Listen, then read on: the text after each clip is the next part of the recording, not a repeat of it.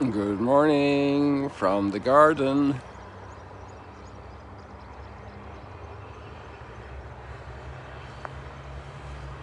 Well, it's not a garden, it's wild. A garden is intentionally cultivated, and this is vegetation gone wild on the side of Mount Arbel here, just at the foot of it. We came yesterday on a little walk here, and I figured that I just have to get back here with the sunrise stroll and chat.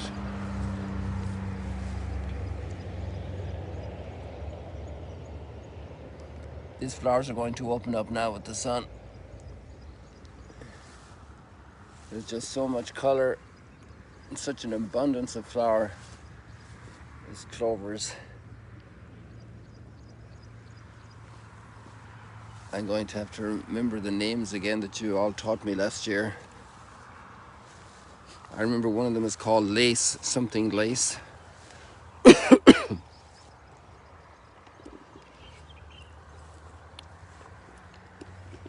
just gorgeous here. And it won't last too long, it'll be a couple of weeks. And when enough hot sun comes here, this will all go brown. I think at least in a month's time it will be at the end of its tether of flowering. It's a late spring because of all the cold weather.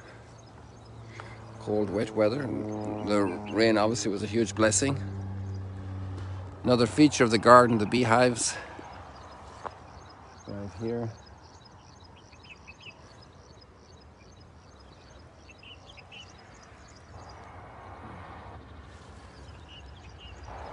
And our setting today for the reading from the prophet Daniel is a garden. But that was the setting of creation also.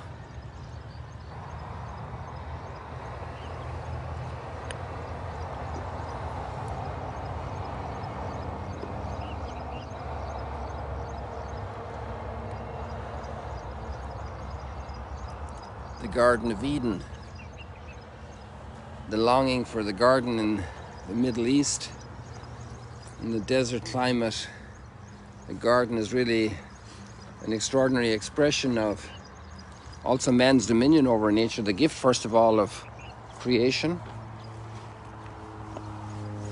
and also man's husbandry, managing enough water to keep the garden thriving in the midst of the aridity.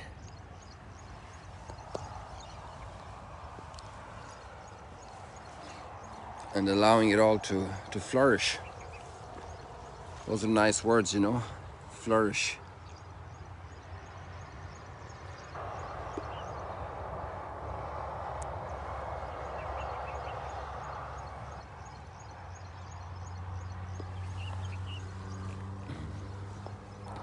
There's a different one in here.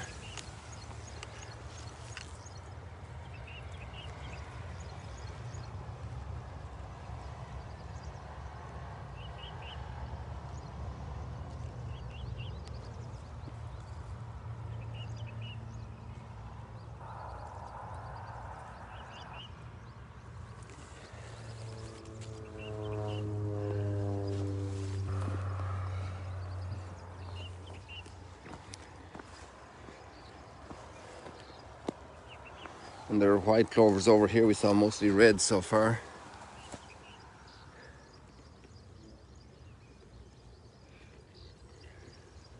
We're in clover, you know. It's a great expression, at least in Ireland.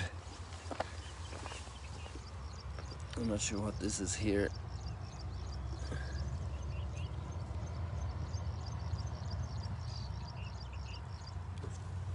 Such a richness. And it's the place God wanted for us in the book of Genesis, creation.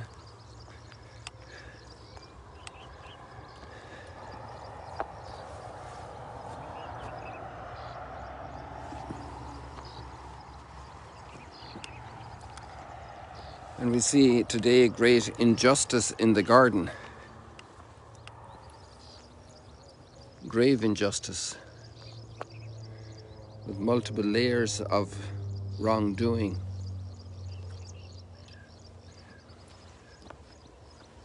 Threatening an innocent person with all kinds of force and destruction of reputation.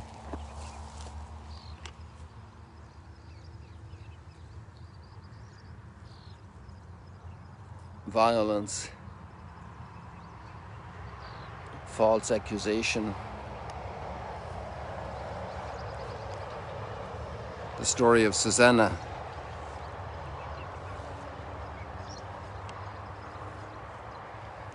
I should have checked this out beforehand, but it just came to mind that the word Susanna, the name Susanna, has to do with joy.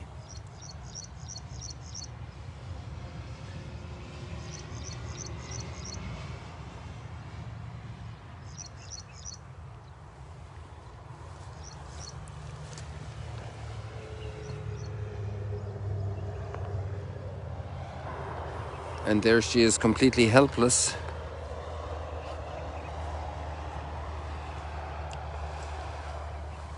Here we have a different one.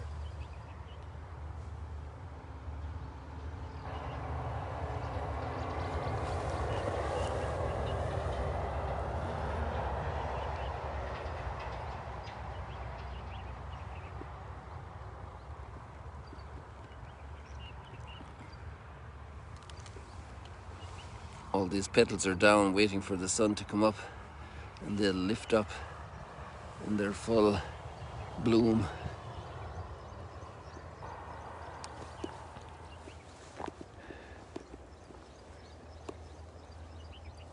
This story has so much resonance in our hearts, so much compassion for the innocent victim, and really a paradigm for a lot of human behavior. The exploitation of the weak and the innocent, which with all our development still goes on.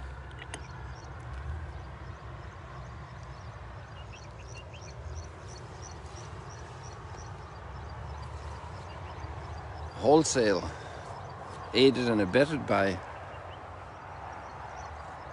all the instruments at our fingertips, powerful instruments of communication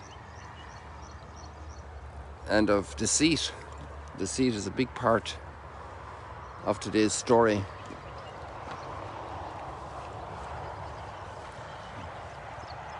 So what do you do in front of all of this?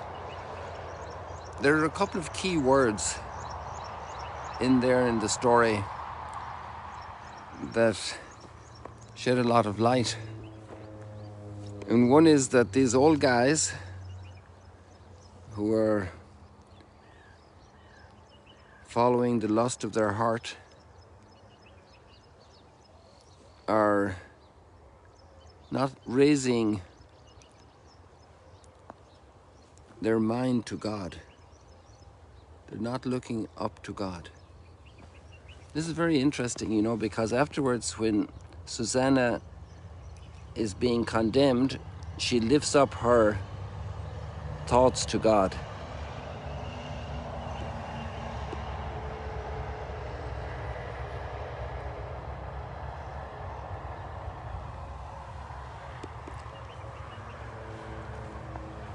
I lift up my eyes to the mountains. From whence shall come my help? My help shall come from the Lord who made heaven and earth.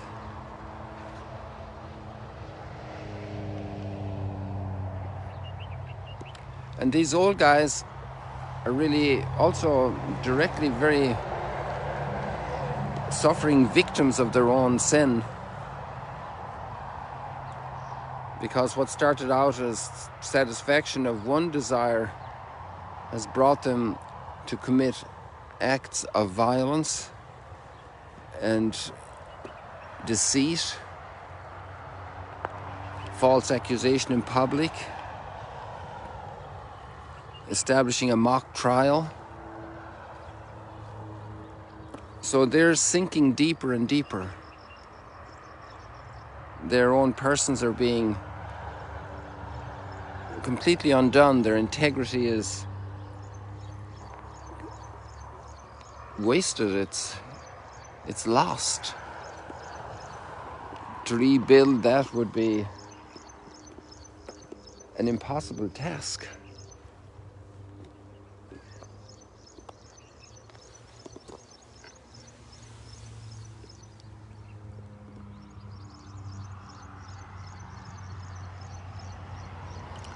Maybe one of you is a botanist or a garden lover, and you'd have a list of all the different flowers we saw now this morning.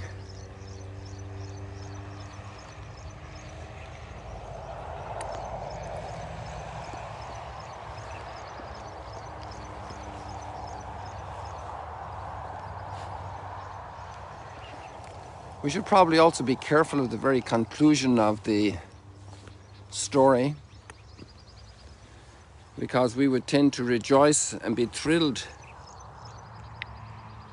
about the final ending of these two guys and the triumph of the innocence of Susanna, which in itself is amazing and beautiful, and the bravery of one young person who stood up against the corrupt judges.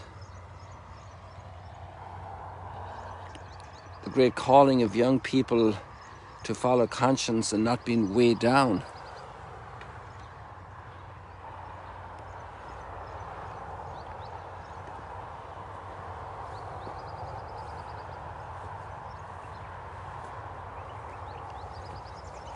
And the longing for ultimate justice, for complete redemption, also of the worst criminal. The longing for true salvation for mankind.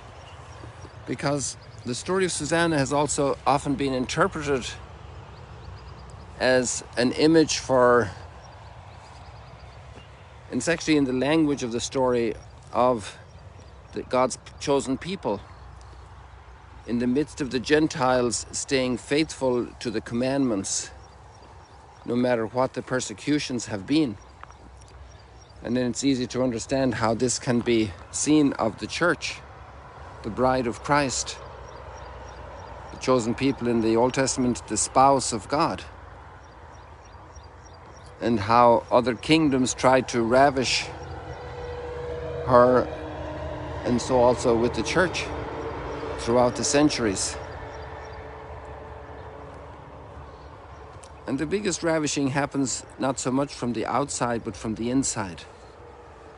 From the pride, from interior corruption of hearts. Those elders who should have been people of justice, who were friends of the king, friends of, so blessed with so many gifts. So there are many, many dimensions to this story that allows a lot of pondering, to become a blessing for our own souls, to become a path to understand the way of redemption, which is not going to be done by political organization definitively. It's going to be a gift from on high. And it's also going to be revealed in a garden. After the terrible battle of the Garden of Gethsemane and the triumph of the Garden of Easter morning, where a woman is there to meet her Redeemer. And he will invite her to turn her eyes up to heaven. Do not cling to me here.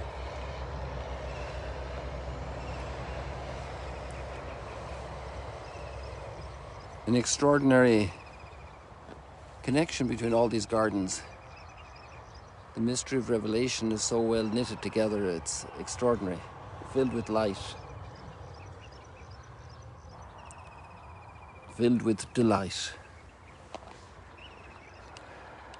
People, I think our time is up today, but what a beautiful morning, beautiful place. Thank you so much for joining, for spreading the word. A lot of people are helping to spread the word, and that's good. It's nice for people to have contact here with the Holy Land. Nice for people to have the joy of a sunrise, and especially the light coming from the scriptures, and that's the passage of the gospel today.